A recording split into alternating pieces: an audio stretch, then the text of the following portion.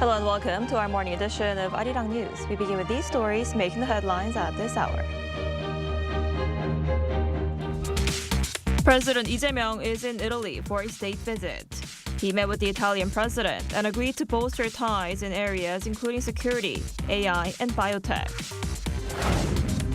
South Korea opens its FIFA World Cup campaign against Czechia today. Thousands of fans are expected to gather at Gwanghwamun Square in downtown Seoul to cheer on the national team.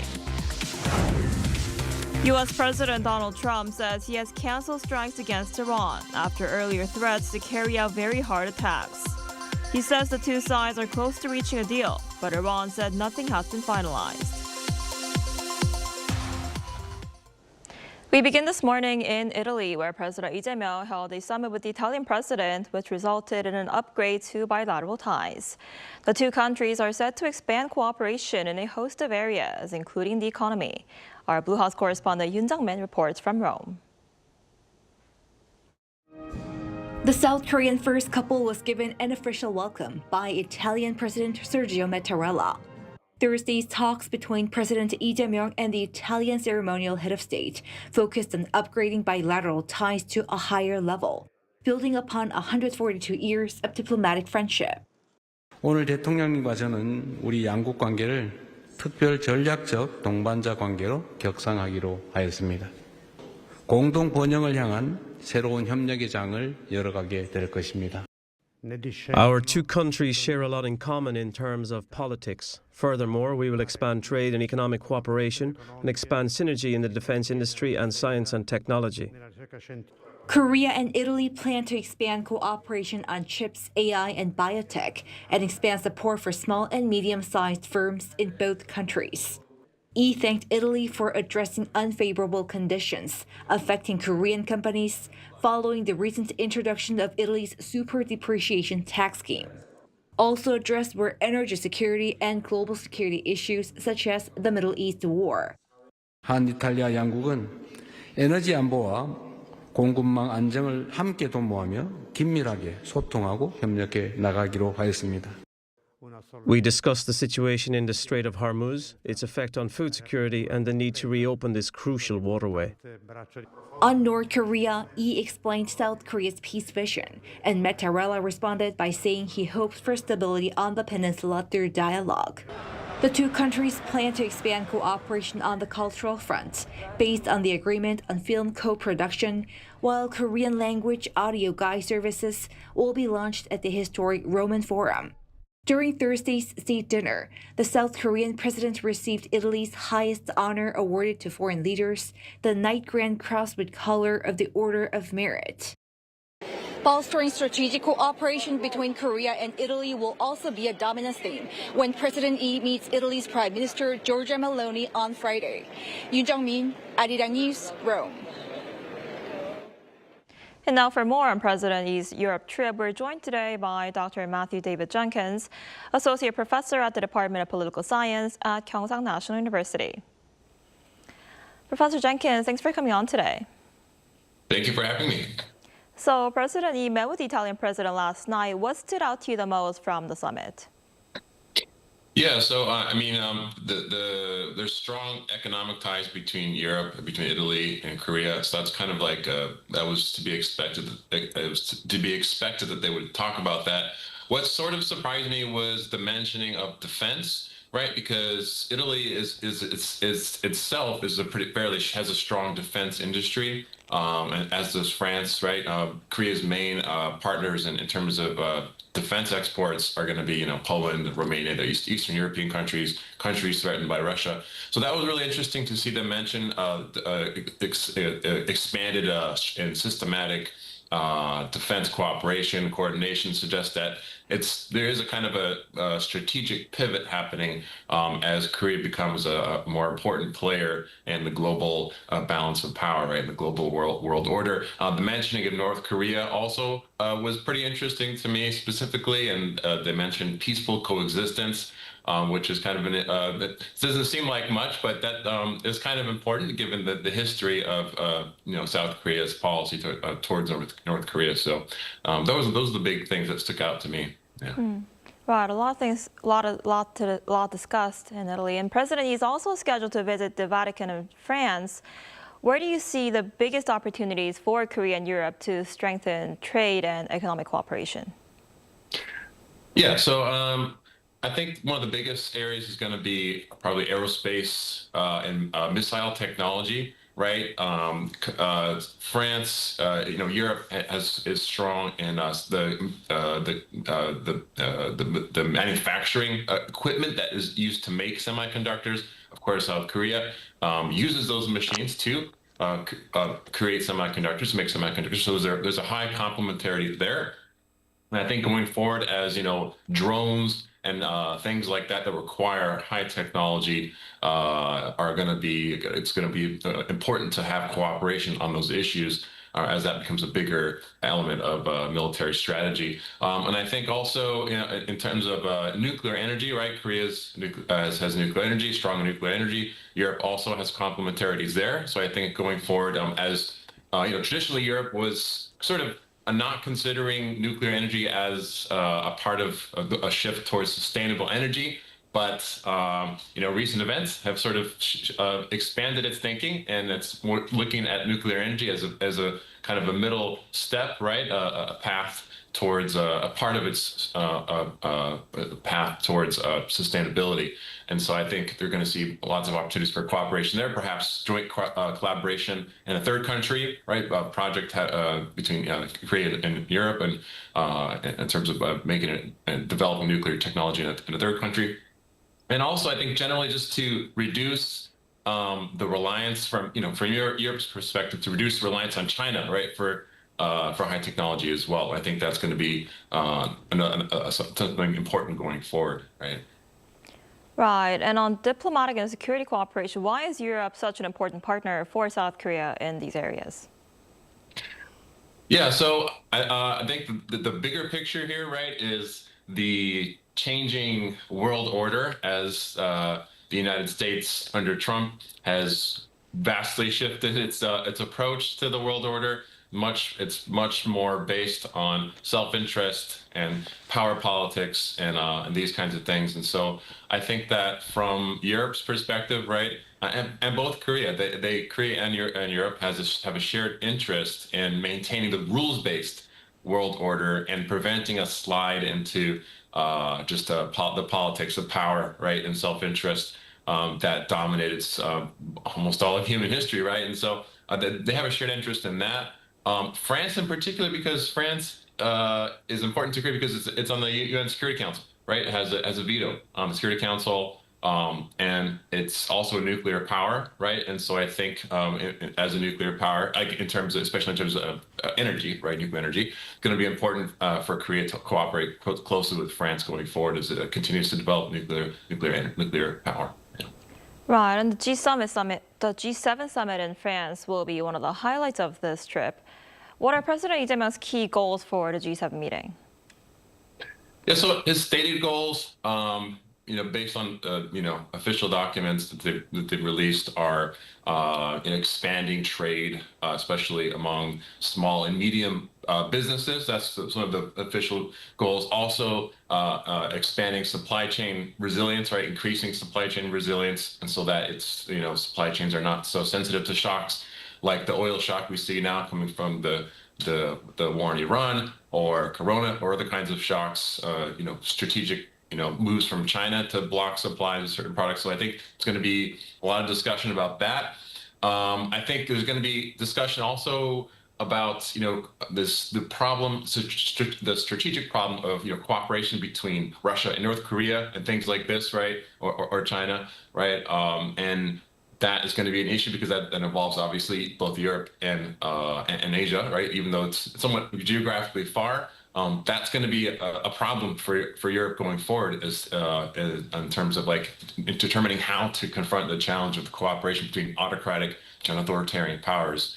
Who would like to continue? Who support a slide into the politics of power and these kinds of things. Right, we'll have to see how that goes. All right, Professor Jenkins, thank you so much for your time and insight today. We appreciate it. Thank you so much.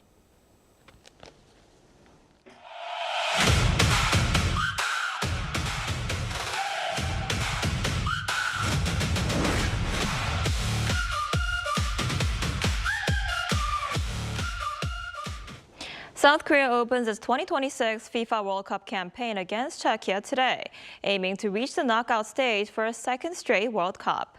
Meanwhile, thousands of fans are expected to gather as Seoul Gwanghwamun Square for public viewing events as the nation rallies behind Hong Myung-bo's side. Our Lee Seung-jae has more. South Korea will kick off its 2026 FIFA World Cup campaign against Czechia on Friday as Hong Myung-bo's side begins its quest for a second straight appearance in the knockout stage of a World Cup held outside the country. Korea will face the European nation in its opening Group A match at Estadio Akron in Guadalajara, Mexico. The Taeguk Warriors have been drawn alongside Czechia, Mexico, and South Africa. This year's World Cup features an expanded 48-team format, up from 32 teams in previous editions. Under the new system, third-place finishers can also advance to the knockout stage, increasing Korea's chances of progressing. Still, Hong's squad will be looking to finish as high as possible in the group standings to secure a more favorable matchup in the round of 32. According to the latest FIFA rankings, South Korea is ranked 25th in the world, 15 places ahead of Czechia. Meanwhile, fans back home will have the chance to cheer on the national team together. The Seoul Metropolitan Government announced that Gwanghwamun Square will host public viewing events for all three of South Korea's Group A matches.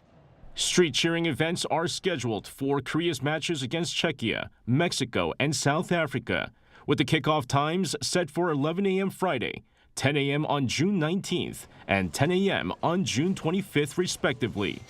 City officials are encouraging fans to use public transportation when traveling to central Seoul and to prepare for hot weather by bringing umbrellas, hats, and other sun protection. To ensure public safety, the Korea Football Association, KT Corporation, and the Red Devils Supporters Group will deploy safety personnel at the venue and implement measures to respond to medical emergencies and potential heat-related incidents. Lee Seung-jae, Arirang News.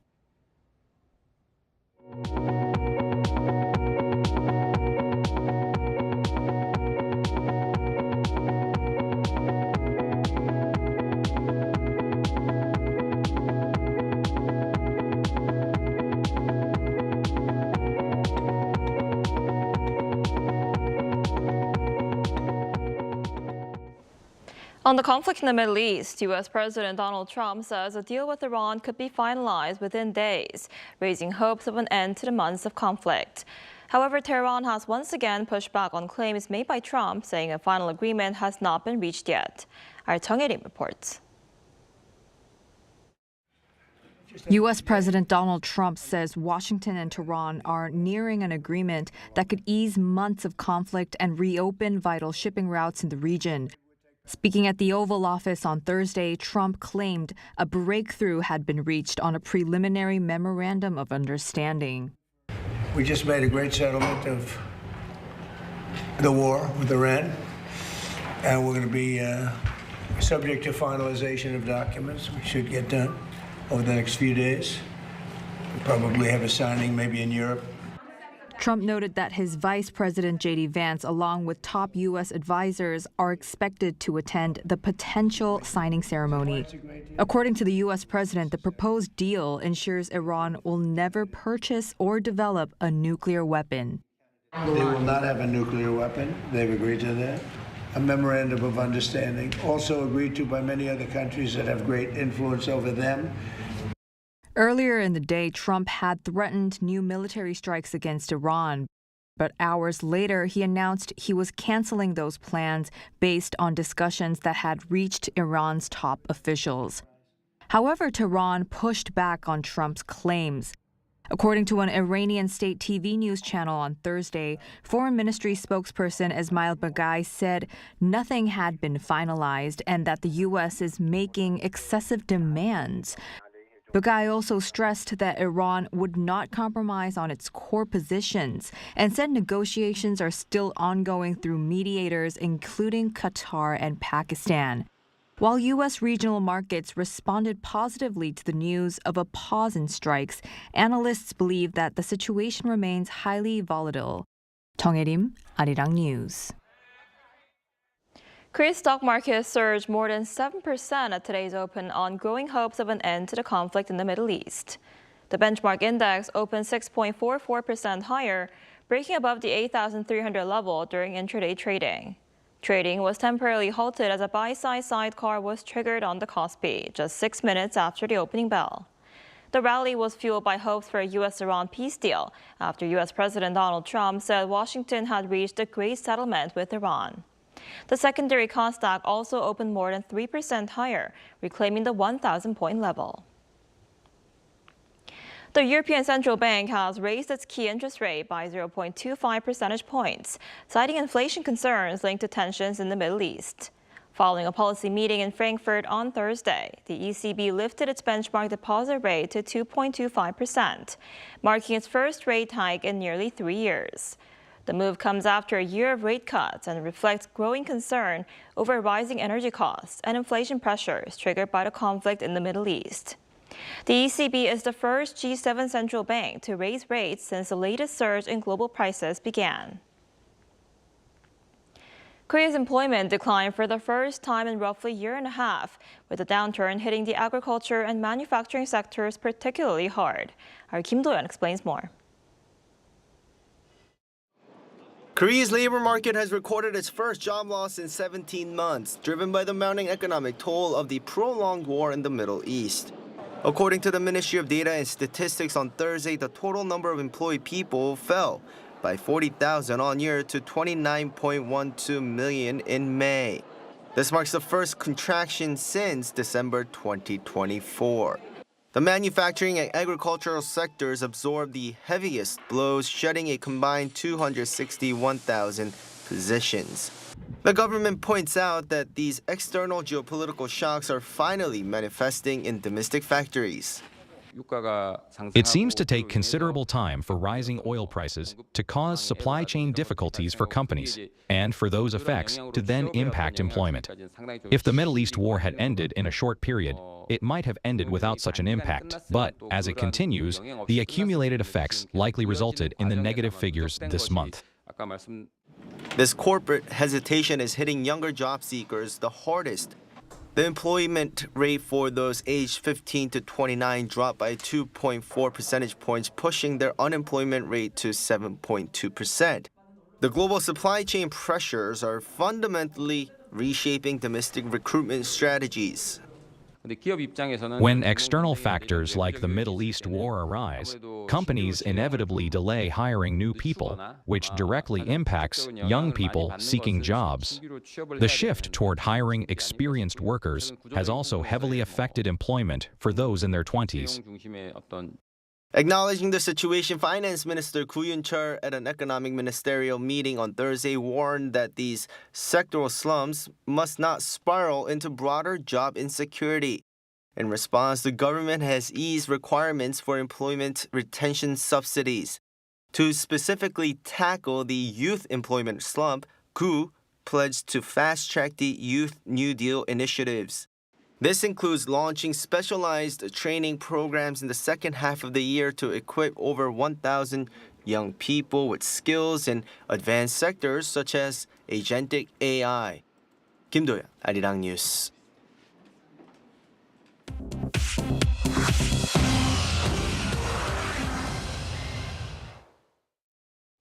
Good morning, I'm Choo Ji-hyun, and this is The World Now.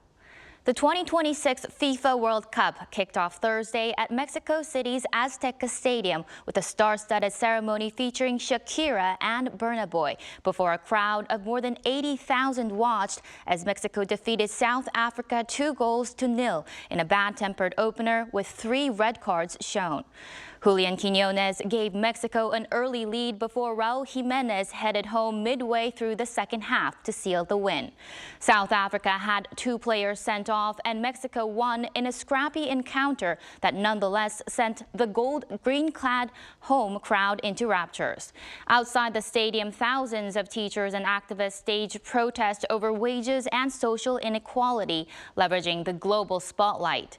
Mexico last hosted the World Cup in 1986, and the Azteca becomes the first stadium to host 3 World Cup opening matches.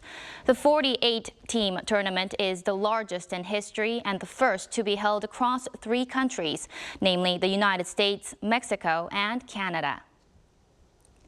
SpaceX launched the largest initial public offering in history on Thursday, pricing shares at $135 each and raising $75 billion. This put the value of Elon Musk's rocket and satellite company at $1.77 trillion, making him the world's first trillionaire. Musk retains 82% of the voting power after the offering, and his net worth will exceed $1.1 trillion when trading begins Friday. SpaceX set aside 30% of shares for retail investors, an unusually large allocation. The company's Starlink internet service currently accounts for most of its revenue across 164 countries. However, the market remains braced for volatility and unpredictable trading.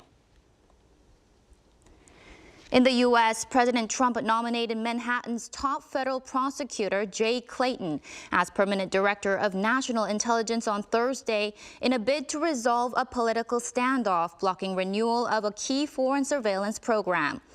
Democrats had refused to provide votes to renew Section 702 of the Foreign Intelligence Surveillance Act, which expires Friday, unless Trump removed loyalist Bill Pult as acting intelligence director.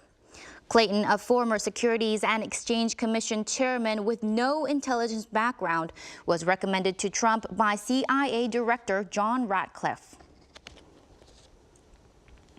British Defense Minister John Healey resigned Thursday, accusing Prime Minister Keir Starmer of failing to commit the resources needed to keep the country safe, dealing another blow to a leader already facing calls to step down.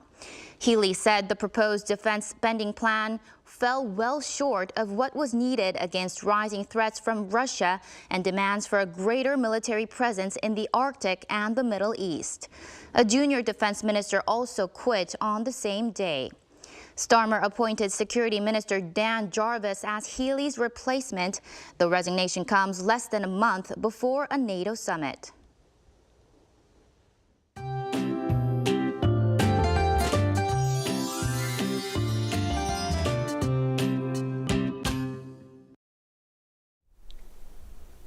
Korea's national soccer team will kick off its first World Cup match shortly. And for those planning to join outdoor cheering events, the weather should be nice under sunny skies. But since we are getting into mid-June, the weather pattern will be changing, with southwesterly winds pushing temperatures even higher. And back to today's weather, while it's not going to be excessively hot and with ideal humidity, you'll still want to bring a hat and sunglasses to protect yourself from the strong sunshine and very high UV rays. And this afternoon, Seoul and Chuncheon will be getting up to 28 degrees Celsius. Gwangju will be topping out at 29 degrees. Daegu, Gyeongju will be hotter at 30 degrees Celsius. Air quality, however, will be normal in most parts of Korea. Sunny skies will continue through the weekend with a chance of passing rain on Sunday. Then next week looks hotter with temperatures staying in the low 30s.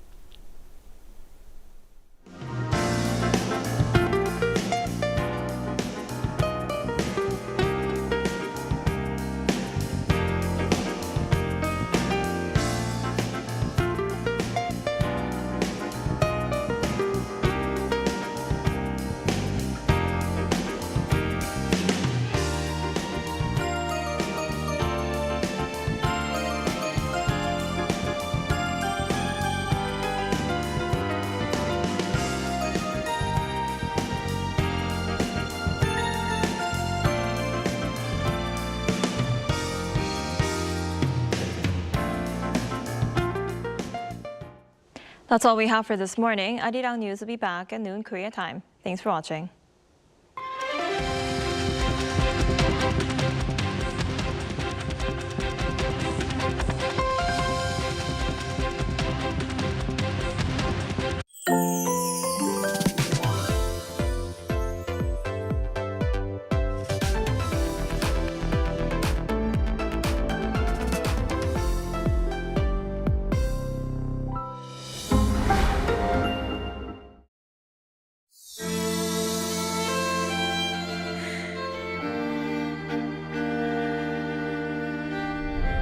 Countless people, their garments in order, move forward in line.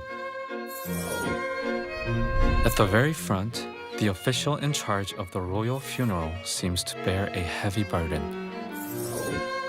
A ceremonial horn called the degak, along with those carrying gongs and drums, add to the weight of the procession.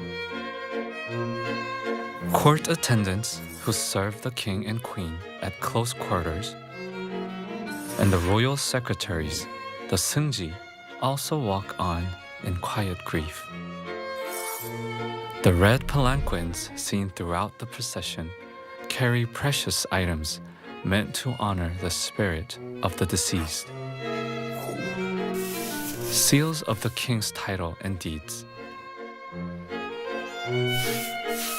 and palanquins bearing mourning's texts and instruments follow in solemn order. This book, which records all these scenes in detail, is the 의궤 for the funeral of King Sukjong, one of the 외교장각 의궤.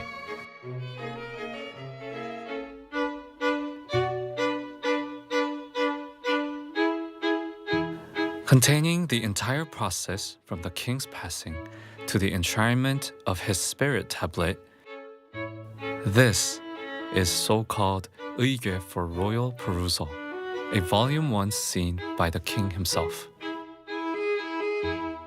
After major state events, Joseon left detailed comprehensive reports, from preparations and protocols to the people involved and the budget, guiding future generations to follow precedent. However, in 1866, these precious records were taken by French forces and had to leave their homeland. In 2011, after 145 years, the 외교장각 의궤 returned from France. Now, in the King's Archive of the National Museum of Korea, they bear witness to Joseon's rigorous record-keeping and artistic dignity. Having found their rightful place after great hardship, these royal records are no longer a frozen past, but a living legacy we must carry into the future.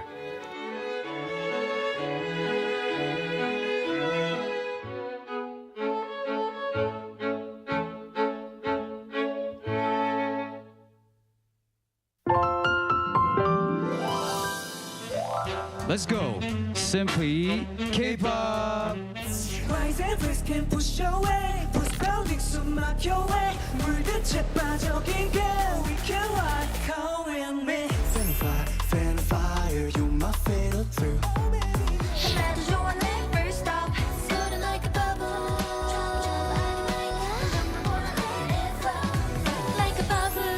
그래 이대로 나 더 재밌으면 됐잖아. 사라져버려.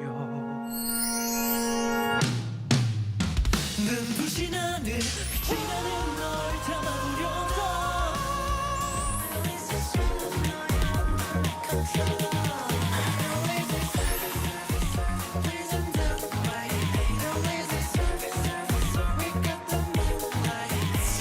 Then this week, Simply K-pop.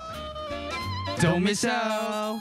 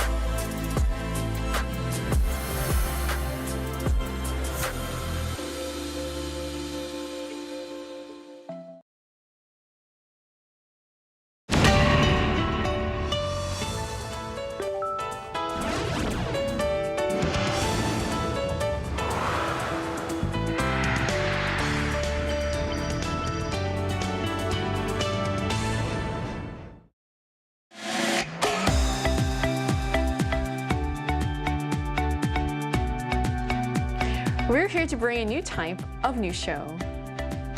New insights, new styles, and new topics every day. We are News Generation. Bring news just for you. It's Friday, June 12th here in Seoul. I'm Lee Soo-jin, and this is News Generation. Joining us today is Q. Happy Friday. Happy Friday. Also, Brooke is with us. Hello, happy to be here. To have you, and both are here to speak on behalf of people in their 20s and 30s. So we finally reached the end of the work week, and the weekend is actually just getting started. For K-pop fans, all eyes will be on Busan. So what's the big event happening in Busan this weekend, Kyun? This weekend, BTS World Tour Arirang that kicked off in Goyang City in Gyeonggi Province early April will be coming back to Korea, this time in the port city of Busan. It will be a two-day concert from June 11 to 12, starting Friday, which is actually today. So I'm sure there'll be thousands and thousands of ARMY already in Busan to enjoy this weekend starting today. The weather is also expected to be very good to head outdoors and take in all the beautiful scenery and of course mouth-watering local food Busan has to offer. Now, even though I will be here in Seoul, I can already feel the festive mood that will be happening in Busan for the BTS concert. Not only that, but just everything else about Busan. There will be a lot of things happening, festivals. So I wish I was there, but you know, whenever I have time, I go down to Busan. I was there 2 weeks ago for work. Oh, wow. And I absolutely loved it. Well, look forward to hearing more about that. So this event is expected to bring a huge boost to tourism, hotels, and local businesses across the city. And BTS won't be the only act drawing crowds to Busan. So what other major events can visitors look forward to in the coastal city? Well, this ARMY unfortunately will not be in Busan this weekend. I failed to get tickets last time in April, and I also once again failed to get tickets this time, but that's okay. I'm not alone. If you didn't manage to get tickets to this concert, there are still many things that you can do in Busan. It's a wonderful city full of activities, and one of the biggest things that's happening this summer is the Busan One Asia Festival, or BOF, and this is going to take place on June 27th and 28th at the Busan Asiad Main Stadium. And this year is particularly meaningful because BOF is celebrating its 10th anniversary with the theme Beyond 10, the Next Wave. And of course, that's referring to Hallyu, or the Korean wave. Clearly, Korea wants to keep the soft power momentum going here. So this festival has been one of the biggest festivals in Korea. It combines not only K-pop concerts, but also K-culture. So you can go and see exhibitions, you can have hands-on experiences, go to food markets, and also experience other activities. So for K-pop fans or just international tourists that are interested in exploring Korea, Busan has plenty to offer. So even if there are fans out there that missed out on concert tickets, there are still plenty of ways to immerse themselves in K-pop and Korean culture in Busan. So we're going to talk more about this, but first, let's take a look at the screen.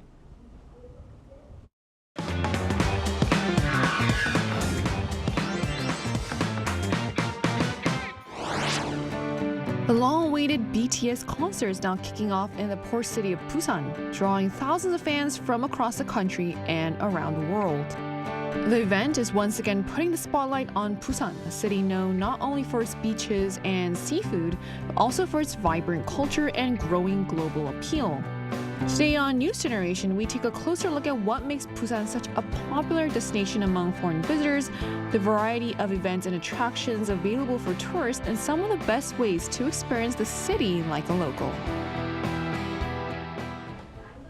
Just as we saw in a video, Busan is attracting attention from far beyond Korea's borders, and it seems that this popularity is only starting to grow. So how has Busan become such a popular tourist spot, specifically for foreign visitors, Kyun? Busan has become a major tourist spot for foreigners beyond just K-pop fans. It is attracting people from all over the world, and the numbers are actually increasing year by year. In fact, in the first quarter of 2026, foreign tourists visiting Busan surpassed the 1 million mark by March for the first time since official statistics were recorded from 2014. Now, this figure is 1 month faster than last year, and if this trend continues, we may see numbers hit 4 million again for the first time. Now, thanks to the growing number of tourists, the local economy has subsequently experienced a boom. Spending from foreign visitors was up by 26% in the first quarter compared to the same period last year. And department stores saw a surge of almost 200% in foreign spending compared to last year. The weak Korean won has played a big factor in increased sales in department stores as tourists find luxury goods relatively cheaper than back at home. So those numbers show that tourism is becoming a major driver of the local economy, and much of that growth appears to be coming from elsewhere, also in Asia. So where are most of Busan's foreign visitors coming from these days? Well, one particularly interesting trend that I want to point out is the increase in the number of cruise tourists from China. So during the first quarter of this year, the number of Chinese cruise visitors more than tripled compared to last year. And Taiwan is another major source of visitors. Taiwanese tourists have consistently ranked among Busan's largest groups of foreign visitors, with around 210,000 visiting during the first quarter of this year alone. In fact, it is so popular that there is even one phrase that's been circulating on Taiwanese social media called the Busan disease. This might not sound that positive, but it is. It refers to people that go to Busan once and they just want to come back again and again because they had so much fun. And I think that's really a testament to how memorable this city is. Right, so it's impressive to see so many people choosing to visit Busan more than once. So what do foreign visitors find then most appealing about Busan, Kyun? I think the most common answer that they would say would be the experience of beaches and city life all in just one spot. And if Seoul is seen as like a fancy, bustling city, Busan, on the other hand, gives off a more relaxed, kind of nature-backed vibe with bigger mountains that further appeals to foreigners and, of course, local travelers, including myself. Another key factor is the easy and accessible public transportation that makes traveling so much more convenient, maintaining a high level of satisfaction among tourists. And of course, for me, when I head down to Busan, the subway system is so simple and really easy to follow. And obviously, because I speak Korean, it's much easier for me. But even for foreigners who don't speak Korean that well, I think for them it will be so much easier to just travel around. And just people in general, they're more laid back and they seem to be a bit more friendly. I love that for because sure. they have a different dialect as well. The way they speak Korean, it sounds very different, unique to me, and it sounds more friendly, even though they have a very strong intonation. Just the overall vibe. The satori, right? The satori, yeah. The overall vibe that people give from Busan is really friendly and very welcoming. And of course, because we're tourists, they enjoy tourists, coming to Busan. But just the overall vibe, I love it, I love Seoul, but I love Busan as well. It's fun as someone learning Korean to be able to hear the dialect now. Right. So that mix of nature and city life does seem to give Busan a unique character, and there are plenty of attractions beyond the scenery itself. So what are some of Busan's most popular spots and experiences, Brooke? Well, I would say the most popular spots are the most photo-worthy. As we all know, young people these days, they love taking pictures and posting them, and I think there is no better place to take pictures than Busan. It is just stunningly beautiful. Every time I go there, I think it is breathtaking. So I think it appeals to travelers because it offers so many picturesque places to go. Places like the Gamcheon Culture Village or the Hyeonyeol Culture Village as well. Those are great for exploring these little small streets and getting really memorable, unique photos. Of course, going to the beach, Haeundae, you can get lots of pictures along the water. And I also want to talk a bit about food. Everyone knows that Busan is famous for its seafood, but it also has some pretty incredible street food as well. You can enjoy local specialties like 돼지국밥, seed hotok. Hotok is one of my favorite Korean street foods ever. It's this sweet pancake filled with, seeds, cinnamon, honey, all sorts of other delicious ingredients. You can also get Busan fish cake. It's really a fantastic place for foodies. And in terms of seafood, you can go to the Jagalchi market. And one thing that's gone pretty viral on social media is you can go to the first floor, you can pick out whatever fresh catch you want, and then you go upstairs and the local vendors will just cook it for you right then and there. So I think those kinds of memorable experiences really draw people in because they want to experience it for themselves. Right, hearing about them is making me super hungry. And of course, but everyone wants to experience the city in different ways. And I know, Kyun, you were actually in Busan recently, so I guess what stood out to you most about that experience? The overall kind of laid back atmosphere, the chilled vibe of Busan really brought back fond memories of when I used to live in Sydney, Australia. It was very similar because of the beaches and the people in general. And I think the environment and the general surroundings of where you live really plays a big factor in your lifestyle. And I saw so many people just running, going for a jog early in the morning and in the evening. Now, a lot of people in Seoul would actually go to Han River to go for a proper run, but in Busan, people are just running everywhere, in the beaches and just in the streets because it was so clean and like just filled with nature. So I think just besides the great local seafood that Brooke just mentioned, I think the just relaxed mood is the biggest charm for me. It's funny how you compared it to Sydney because I thought the same thing for LA, where I was born. Okay, yeah. And I always say Busan is like the best city in the world because it kind of combines Seoul and the best parts of Seoul and also like the laid back atmosphere of LA, I guess. Right. So I do see where you're coming from. What about you? So I have been to Busan a few times in the 10 years that I've been in Korea. I went for a BTS concert a few years ago and it was phenomenal. So I'm so happy for the ARMY that are going to get to see them again in Busan this weekend.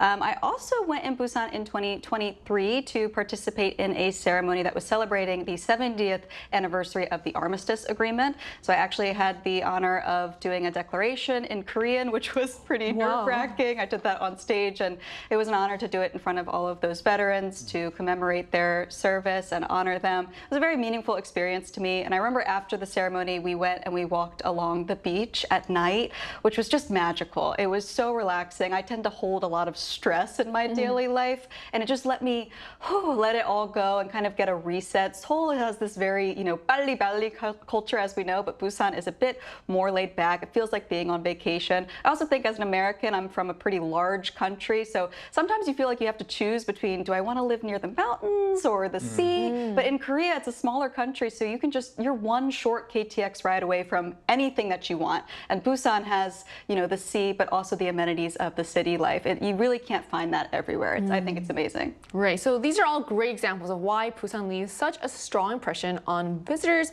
And if you're planning a trip, there may be even more to look forward to. So we also wanted to hear directly from our viewers. So we ran a poll on Arirang News YouTube channel asking what is Busan's biggest appeal? And here's what the results showed. So according to our poll, Busan's biggest appeal is its ocean views in the heart of the city, with a 74% of respondents choosing that option. Far behind were charming alleyways and local neighborhoods, as well as Busan's famous food, which each received 11%. Convenient public transportation came in last at just 4%. So it looks like Busan's biggest selling point is the fact that you can enjoy city life right next to the sea, and those results really reinforce what we were just talking about, Busan's unique blend of urban and coastal scenery. And to get a more personal and in-depth perspective on this, we're going to talk to a BTS fan who is also a Busan resident. And that conversation will take place right after the break, so don't go anywhere.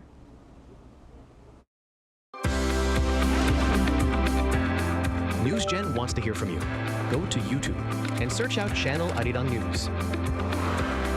Click Posts and cast your vote in the poll. Make a new type of news with us. Joining us today is Kale, a BTS fan who also calls Busan home. So hello, Kale. Thank you so much for connecting with us today. Hi, thank you so much for having me. All right, Kale, so how long have you lived in Busan and what brought you there in the first place? I've been living in Busan for almost 3 years. Like all my student life, I've been in Busan. And I'm a student here at Dongso University. And I like to phrase it this way, that I did not choose Busan, but Busan chose me. Because I applied to Seoul universities. And I was hoping that Seoul universities will select me, accept me, but they did not accept me. Busan University accepted me. But again, I was very hesitant and disappointed that because my aim was Seoul. But I was like, let's try. And after coming here, I loved being here. I enjoyed living in Busan so much that I started to actually believe that God's plans are better than your own plans. So yeah, I really love living in Busan. Yeah, I can really tell that you really enjoy living in Busan. Kyle, which famous spots in Busan have you visited, and what's your favorite part about living there? I think living in Busan, I have almost visited all the famous spots, and I think more than student, I was a tourist here all my life, just traveling around. So the famous spots I visited, firstly, all the beaches. I love visiting Haeundae, Kwangali, Thadepo Beach, and Taejongdae, Oryokdo. Then I also went to BIFF Square, and all these places were amazing. And the best part about living in Busan for me is how closely it connects us with the nature. I think I have started taking more walks in nature now. I like looking at mountains and beaches. And in India, I'm from a city where there are no beaches or mountains. It's like Seoul, it's packed. So after coming here, I got like a blessing of waking up and just randomly deciding to go to a beach and take a walk. And if I'm going to my university, I randomly decide to just go to the beach. So this I will not have back in my country. So I think like for the people who love beaches and nature, it's like the best city to live in. Well, it sounds like you are living your best life in Busan, and we are so happy to hear that. One last question for you. What are your tips for foreign visitors that are planning a Busan trip? I think the tips I would like to give to foreign visitors would be firstly taking public transportation because it is so convenient and fast. Like I've been to Seoul and the maps of Seoul subway are so confusing, so complicated. But in Busan, it's very convenient. You can get through and it is much cheaper compared to taxis. And also, I would like them to visit all the beaches firstly, and all beaches are different. We can differentiate how the water is different, the colors, and also my favorite place I would recommend is Taejongdae. I love that place here in Busan, and for trying Korean food, they can go to Jagalchi Market or Khukche Market and street food at BIFF. And I highly recommend ending the day watching the sunset at Dhadepo. The sunsets there are very beautiful. So I love it. And also, I would suggest the foreign visitors to take it very slow and not rush into the itinerary because Busan is all about nature, mountains and seas. So treat it like a healing place rather than completing the spots. So yeah, connecting with nature is like the best thing you can do in Busan. All right, Kale, we also talked about BTS in our intro, and there's a concert that's going on. So will you be attending the concert by any chance today or tomorrow? Yes. Yes, I'll be attending the concert today in the evening. Yeah, congrats on getting the tickets. Thank you so much. It was really difficult. I know. Well, I hope you have a great time today. And thank you so much for joining us today. Thank you so much for having me. It was great time Keep talking swimming. to you Keep guys. swimming. Bye-bye. Bye-bye. Thank you. Bye. So we just spoke with a Busan resident and member of the Army community about what makes the city so special for both locals and visitors. And it seems the city is doing plenty to welcome those visitors as well. So what kind of special events are being offered for foreign visitors, Kyun? The city of Busan is stepping up its efforts to really boost tourism campaign under the slogan "Into K-pop, into Busan," in conjunction with a series of major K-pop concerts taking place in the city, like BTS concert, for example. The goal is to encourage visiting fans not only to just attend the performances, but also to experience Busan's diverse attractions and vibrant urban culture by actually staying a few more days longer after the concert or even before the concert. And to support the initiative, the city plans to offer exclusive merchandise to purchasers of tourism vouchers and even publish a special English language newspaper edition featuring all the information on popular restaurants, tourist destinations, and even local festivals, making it so much easier for international visitors to explore the city in the most tourist-friendly manner. Right, so it sounds like Busan wants visitors to experience more than just the concert itself, and the support doesn't just stop at tourism. So what other perks are being offered to international visitors, Brooke? Well, if you enjoy shopping, you will be very glad to know that Busan's department stores and shopping centers are joining in on the excitement surrounding the BTS concerts with a variety of special events for visitors. Fans will be able to enjoy BTS-themed pop-up stores that have exclusive merchandise and interactive experiences as well. There will be special promotions and discounts available for international tourists, so a lot to enjoy. One fun detail I want to emphasize is there's going to be a purple-themed shuttle bus that will operate from June 11th to the 14th, so the days surrounding the concerts. The bus is going to connect Kimhae International Airport and Seomyeon, which is the bustling downtown area of Busan. And on concert days, it will actually provide direct service to that Busan Asiad main stadium, and that will allow fans and tourists alike to easily get around the city. In addition, many outlets will be hosting these pop-up events that feature not just K-pop merchandise or BTS merchandise, but also K-culture experiences. So you can enjoy some of the most famous dishes from Kangtong Market, which is one of Busan's most well-known traditional markets. So again, it's not just about the concerts. You can also have a whole world of K-culture experiences to choose from.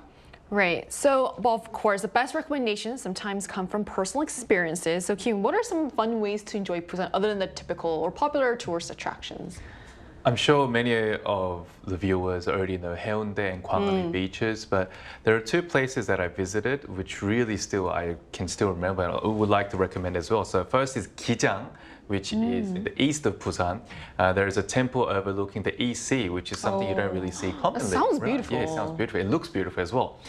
There's also like a huge amusement park right next to a massive shopping mall. So it's great for actually families, kids as well. There's also another spot called Songdo. It's not the one in Incheon. Okay. There's a Songdo in Busan as well. As well. It's further south of Busan.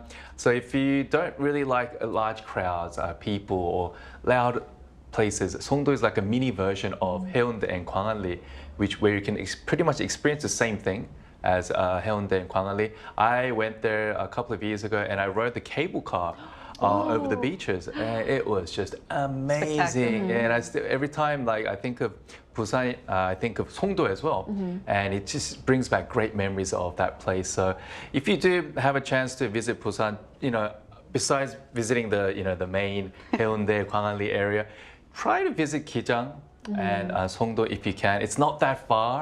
You can get there within 1 hour. So, I mean, you'll really love it because I loved it as a Korean. But for foreigners, it'll be even better. Yeah, I mean, I'm not really familiar with those areas either, so I will be putting that in my bucket list as well. So, what are your recommendations? Yeah, speaking of Songdo, that was also on my list. When I first went to Busan, I went to the Songdo Skywalk. It's also called the Cloud Trail, and oh my gosh, it's this 365-meter walkway, but it's built over the ocean. Wow. So when you walk along it, you look down and you can just see straight into the water. If you are afraid of heights, it might be a little unsettling, but my gosh, was it just beautiful. I still vividly remember that site.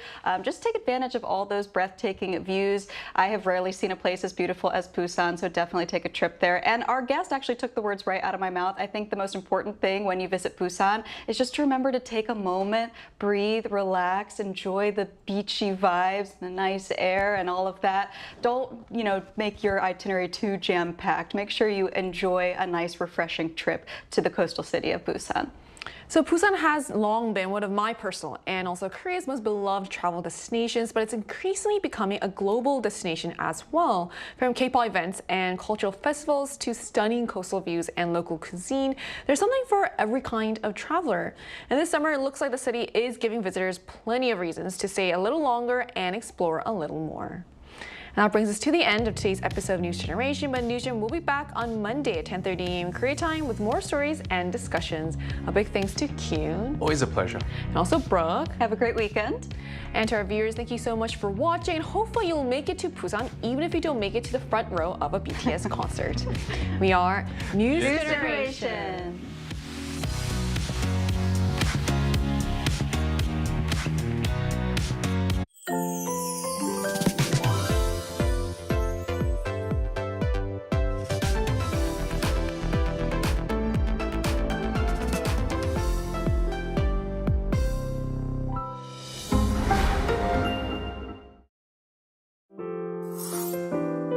It may have been the tomb of a young prince.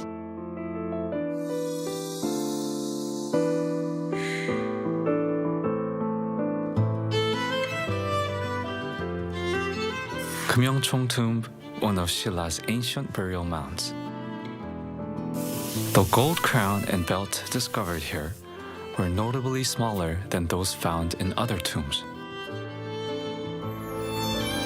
The Shila royal family is believed to have carefully prepared the tomb for a young life that ended too soon, placing a variety of grave goods within.